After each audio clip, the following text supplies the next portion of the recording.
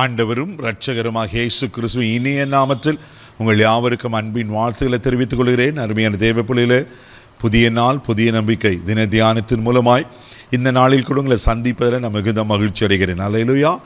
இன்றைக்கு கூட கர்த்தர் நமக்கு கொடுக்கிற வார்த்தை என்ன?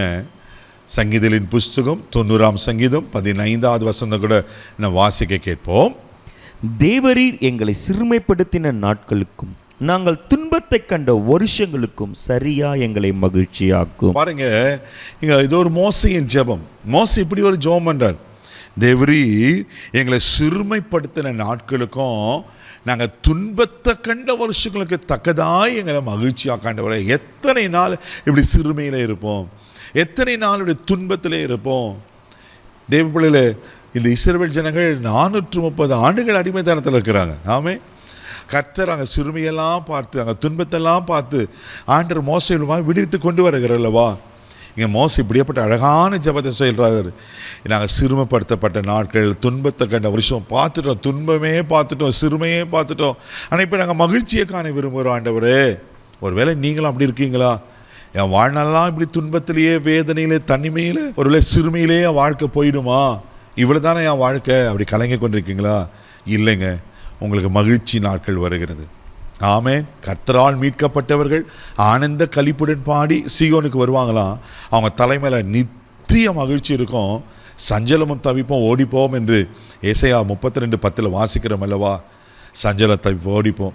இதே சிறுமையில், சஞ்சலத்தில், வேதனையில், துக்கத்தில் இருக்க மாட்டீங்க. கர்த்தவங்களை மகிழ்ச்சியாக்கிற நாட்கள் வருகிறது. நீங்கள் சந்தோஷமாக தான் இருப்பீங்க. ஹல்லேலூயா. வேதத்தில் ஒரு சம்பவத்தை உங்களுக்கு காண்பிக்க விரும்புகிறேன். ஆதியாகமம் புஸ்தகம் 29ஆம் அதிகாரம் 32வது வசனம் கூட வாசிக்க கேட்போம்.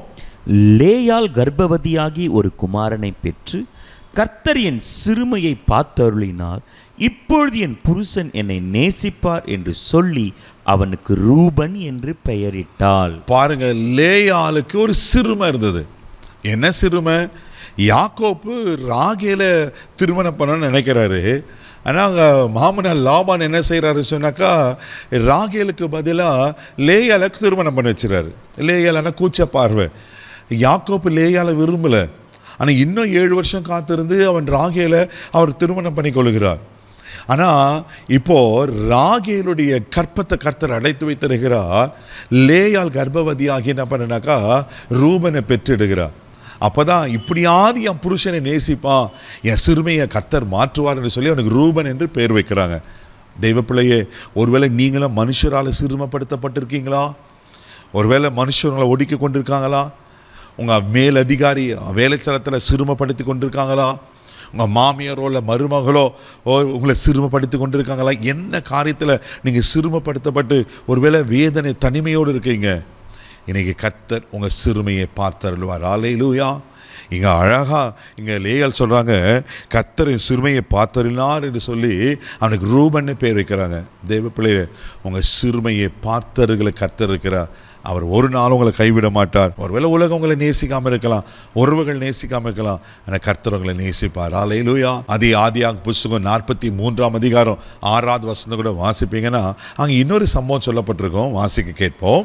அதற்கு இஸ்ரவேல், உங்களுக்கு இன்னும் ஒரு சகோதரன் உண்டு என்று நீங்கள் அந்த மனிதனுக்கு சொல்லி ஏன் எனக்கு இந்த துன்பத்தை வருவித்தீர்கள் என்றான். இப்போ பாருங்க, யாக்கோபு முதிர்ந்த வயதில் இருக்கிறார்.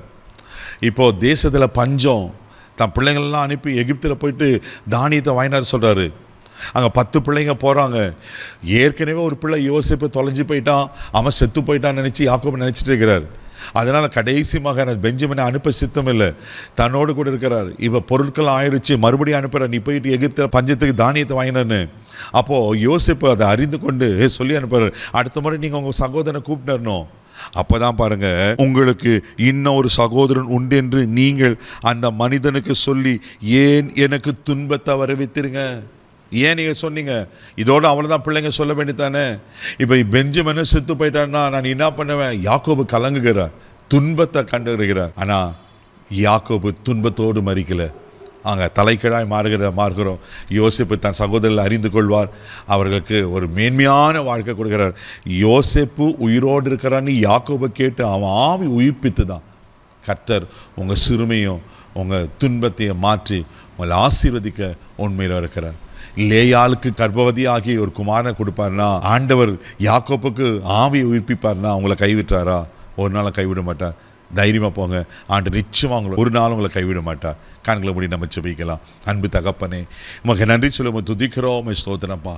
ஆண்டவரே, எங்கள் சிறுமையை, எங்கள் வேதனையை அறிந்திருக்கிற கர்த்தர், துன்பத்தை கண்ட வருஷம், துயரத்தை கண்ட நாட்கள் ஆண்டவரே மகிழ்ச்சியாக்கும்ப்பா. யார் யார் எப்படிப்பட்ட துன்பத்தையும் துயரத்தையும் பார்த்துருக்காங்களோ கர்த்தர்களை மகிழ்ச்சியாக்கும்படியாக நான் ஜெபிக்கிறேன். இவள் ஆசீர்வதியும் இந்த நாள் முழுதும் கரம்பிடித்த நடத்தும். தெய்வீக பாதுகாப்பை ஒப்பு கொடுக்குறேன் இயேசுவின் மூலம் ஜெபக்கணும் பிதாவே. ஆமென். நீங்கள் மகிழ்ச்சியாக தான் இருப்பீங்க. தைரியமாக போங்க. God plus.